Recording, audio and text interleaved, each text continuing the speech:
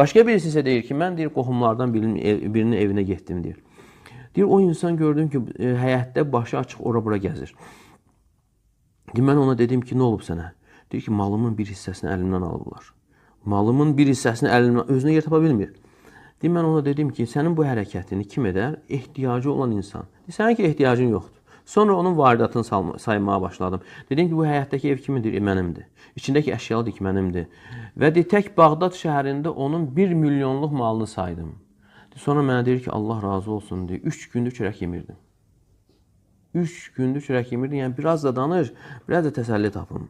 Yəni, bəzən görürsən, insan dərdi olur, dərdini danışır, adam tapın. Görürsən, bir dənə cümlə, yəni onun təsəlli tapması səbəb. Ona görə insan deyə, əgər itiribsə, səndən nəsə götürüblərsə, 1000 manatdırsa, sən xatırla ki, 10.000 itirənlər var. 10.000 itirən, 100.000 itirənlər xatırlama. 100.000 itirənlər, milyon itirənlər xatırlayan deyir. Yenə rahatlıq tapır, əlhəmdülillah. Yəni, məndən də betər vəziyyətdə olanlar var. Ona görə, məsələn, bu qaydanı Peyğəmbər sallallahu verir ki, insan rahat olsun. Yenə bilir ki, nemət çoxdur. Ona görə insan əksinə yuxarı olana baxanda və yaxud da özündən daha sağlam olanlara baxanda görürsən ki, şükür eləmir və özünün hansı nə qədər nemətləri var, ondan məhrum olanlar var. Yoxsa onun nemət kimi insan dəyərləndirmir.